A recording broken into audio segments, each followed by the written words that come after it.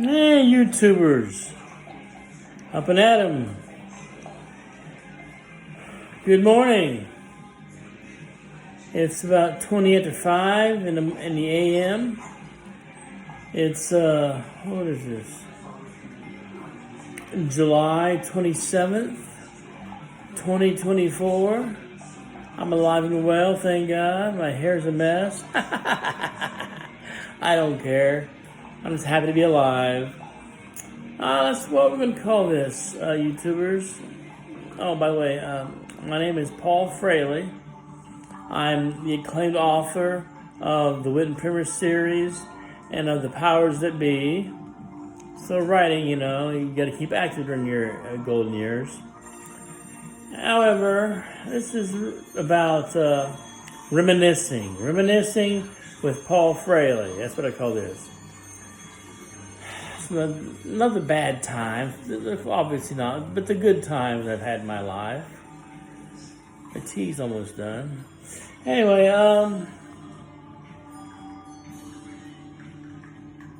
yeah, the good times. Other than when I was a little boy, with my sister Rita, celebrating Christmas. She'd have her tea party there, and I'd be in my cowboy suit. Back then, my oldest brother Keith was alive, and that was pretty cool. Yeah. Reminiscing. Let's see. Subject matter for adults. Because I'm obviously going to share something adult with you. It's funny. Anyway, I remember the fishing trips me and my dad, as kids, and Mom, we used to go on the camper. That was pretty cool.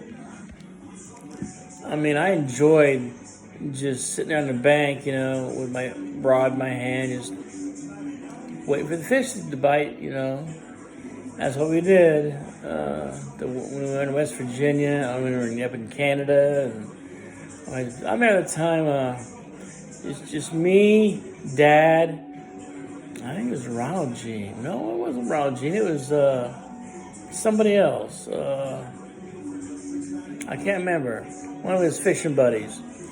And me, his son, Gene Price, my cousin, would go up there in Canada in the camper to Rice Lake. And they had a bunch of beer with us. It was stupid. And we drank it all. It was fun. We drank all their beer. Joe Manifold, that's who it was. Yeah, we went up there with Joe Manifold and my dad and me and my cousin Gene. And we were drunk off our ass. Oh, that was fun. The good old days. My brother, Mark, he was in school. He'd take me to school in the car in the back, and we'd be drinking Miller beer on the way to school, high school, and listen to rock and roll, the Cars usually, and the tape player, in the car. And sometimes I'd go out to the smoking area. They had a smoking area for kids back then at Jay County High School. And I'd sneak in Jay, I'd smoke some pot, or someone would be passing the weed around, be smoking it, The teachers, they didn't catch on until later on. They said, hey, what are you doing in that circle there? Get away from there, But, yeah, I partied a lot. I smoked a lot of weed back in high school. And, drank a lot of beer. Occasionally, me and my buddy Dave Armstrong go out and drink some peppermint schnapps. I'd be banging some of the good-looking girls, I used to go to church with, and they were beautiful. They were very beautiful girls. I'd fool around with some of them, The only real regret I have about that stuff when I was going to church was banging a preacher's wife. I'm sorry I did that. I should never have done that. I regret it to this day. I did it to get back at the preacher. He made me mad. But yeah, that was a mistake. She said she enjoyed it, but that's beside the point, It was evil, it was wrong. That's adultery, and I never should have done that. So, I'm not sticking a feather in my cap over that. I just, one big regret I've got. But I had some good times, growing up, and time I went up to Michigan, my buddy Andy, I stayed there with him for a while. One time I was smoking so much pot, I was sitting there in a chair in the living room, and I was just spaced out, and I think I fell out of my chair, man. I was so stoned, I fell out of my chair, and he just looked at me and laughed, But yeah, that was a fun trip. We got to come back to Dunkirk, where I live, in Jay County, and life resumed its normal pace. I remember being in the Army once. I smoked some weed. I should never have done that in the Army. You get busted. You ruin your life. You get caught smoking marijuana in the Army. I went ahead and did that once. Nobody ever found out. I decided, this is not safe doing this anymore. I want to stop doing this. So I stopped doing it. I drank in the officer's lounge once. Some whiskey. I had a big tall glass of whiskey that I was drinking it, and he's looking, whoa, this guy's a pro. I had to go in there in the bathroom and pee, like a Russian racehorse. And I could hardly stand up. I was so drunk. Anyways, yeah, I did not enjoy the Army. I was trying to get transferred, to the Army National Guard. They wouldn't let me do it. I got upset with them. And what they did was they transferred me to the Individual Ready Reserve, inactive status. And that's the end of you, buddy. Adios. Be bumping down the block. You ain't coming back here. I'm trying to get back in, but they didn't want me. A bunch of a-holes. Their weird attitudes that they've got, Well, we don't want anybody that doesn't belong here. You don't want to be here. Why'd you get out? Get out of here. Hey, man. I didn't know why I did what I did. I was on impulse. Fucking. Anyway, stupid idiots. Yeah, you think what you got is cushy and that you're so proud and patriotic. Hey, kiss my rear end, man. I'm an American just like you. I'd be an American Varangian, and still nonetheless, I am an American. So, yeah. I have a temptation to flip them off right now, but I'm not going to. YouTube might not like that. Anyway, I got out of the Army. Had some mental problems because I was under a lot of stress. That's what got me, the stress. Had to put me on medication. Anyways, I came back down to earth, back to normal. Entered into college. Got into college. Ball State University. They're pretty cool. We had a great bar called Scotty's Brew House. I love going there. Play pool. Have a snack at dinner or lunch or whatever you want to call it, in the middle of the day, Drink a Corona beer. Just kick back, chilling. Yeah. They got a great library, too. You know that? Anyways, I've also been to Ivy Tech. Asshole psychology professor. He's a lunatic, man. He his marbles run out of his head across the floor. Once I was asking him about something. He was talking about, people who are withdrawing from drugs.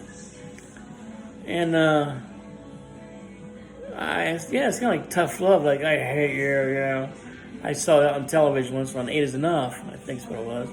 And he flipped out. Like, I don't know what his problem was. Anyway, I went back to Ball State for a while. Didn't do too good. Anyways, the thing is, when you don't take your finals, they tend to frown on that. And I got suspended or something. Anyway, whatever it's called. And I plan on going back here someday, just to finish matriculating. I owe it to myself to do that, and I guess on average I'm like a C plus average student there in college. I remember once I was dropping off the kids, my niece's kids, to the school in Redkey, and I was talking about it, and he said, Uncle Paul, you go to school? Like he thought I was retarded or something. I went back to school. And they didn't understand that there's a school for adults. You higher education. And no concept what that meant whatsoever. Weird. Anyway, you've had ups and downs, and tragedies, and family tragedies, and I love the kids. Anyway, thing is, in your golden years, you tend to miss things you take for granted. Like having to live under my mother's roof, which is not that bad, really. I just never socialized after a while, and I just kept to myself. I really liked living there, except for the mice, would come out, the occasional bat would bother me. It's an old house, You gotta keep up on stuff like that or it'll get out of hand. Anyway, I had my own office, my own den, and my computer. I'd play around with it, I think that's where I did my books that I wrote there. It was in the den at my computer. It was pretty cool. Anyways, I authored both the Witten Primer and the Powers That Be. I'm working on the Zeta Nova project right now, or saga, and it's like superhero story, science fiction. I don't know if it'll get published or not. I don't know. We'll wait and see. I'm trying to go through Fulton Publishers, but you got to stay busy in your golden years. You go nuts. I already had one psychotic episode due to all the stress I was under, living with a mother who has mental problems, yelling and screaming at you constantly.